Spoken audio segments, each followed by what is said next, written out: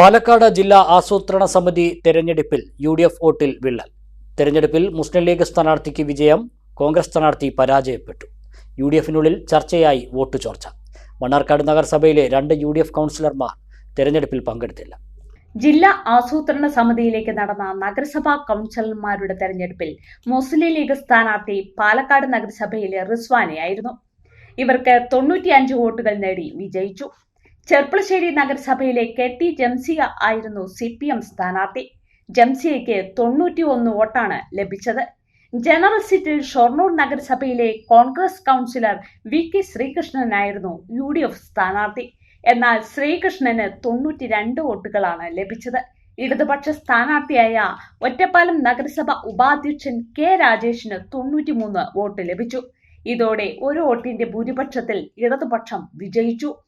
മുസ്ലിം league സ്ഥാനാർത്ഥിക്ക് ലഭിച്ച panel vote Congress സ്ഥാനാർത്ഥിക്ക് ലഭിക്കാതെ പോയതാണ് വിവാദമാകുന്നത്. ലീഗ് മത്സരിച്ചപ്പോൾ 3 വോട്ടായിരുന്നു അസാധു. എന്നാൽ കോൺഗ്രസ് മത്സരിച്ചപ്പോൾ അസാധുവിന്റെ എണ്ണം 5 ആവുകയും ചെയ്തു. നിർണായകമായ തെരഞ്ഞെടുപ്പ് നടക്കുമ്പോൾ മണ്ണാർക്കാട് നഗരസഭ ഉപാധ്യക്ഷൻ കോൺഗ്രസിലെ K ബാലകൃഷ്ണനും സ്ഥിരം സമിതി അധ്യക്ഷൻ മുസ്ലിം ലീഗിലെ C മുഹമ്മദ് ബഷീറും പങ്കെടുത്തിരുന്നില്ല. പനി ബാധിച്ച് ആശുപത്രിയിലായതിനാലാണ് പങ്കെടുക്കാതിരുന്നതെന്ന് K ബാലകൃഷ്ണൻ അറിയിച്ചു. സാമിയ അവതരിപ്പിക്കുന്നു ആർപ്പോ 26. ഷോപ്പിംഗ് ചെയ്യൂ, ഭാഗ്യം സ്വന്തമാക്കൂ. ഈ ഓണം ആഘോഷം സാമിയയോടൊപ്പം. Samiya wedding palace, Mannarkkad, Cherpulassery, Alanallur, Pattambi.